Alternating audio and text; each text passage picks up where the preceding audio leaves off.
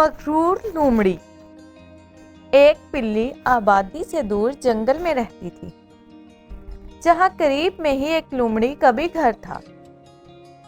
آتے جاتے اکثر ان کی ملاقات ہو جاتی تھی، پھر گھنٹوں آپس میں باتیں ہوتی۔ لومڑی کو اپنی چالاکی پر بہت غرور تھا۔ وہ بلی کو زیادہ تر اپنی چالاکیوں کے قصے سنایا کرتی تھی، جن میں سے زیادہ تر من گھڑت ہوتے تھے۔ ایک دن جب سورج انتہائی آب و تاب سے چمک رہا تھا اور خوب دھوپ نکلی ہوئی تھی، ایک گھنے پیڑ کے نیچے دونوں کی ملاقات ہوئی۔ خاصی دیر دونوں باتیں کرتی رہیں۔ لومڑی نے کہا، اے بی بلی، اگر دنیا میں 100 طرح کی آفتیں آ جائیں یا مجھ پر حملہ کر دیں تو مجھے کوئی پرواہ نہیں۔ مجھے ہزاروں گر اور ترکیبیں آتی ہیں، میں ان سب مصیبتوں سے بچ کر نکل جاؤں گی، لیکن خدا نخواستہ اگر تو کسی آفت سے دوچار ہو گئی تو کیا کرے گی؟ بلی بولی، اے بوا، مجھے تو ایک ہی گر اور ترکیب یاد ہے، اگر اس سے چوک جاؤں تو ہرگز میری جان نہ بچے اور میں ماری جاؤں۔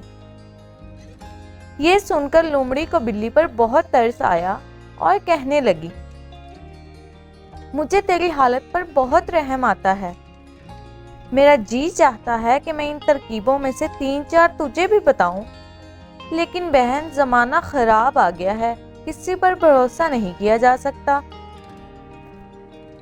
اب بھی وہ دونوں باتیں کر ہی رہی تھی کہ انہیں شکاری کتوں کی آوازیں سنائی دی، جو بہت قریب آ گئی تھی۔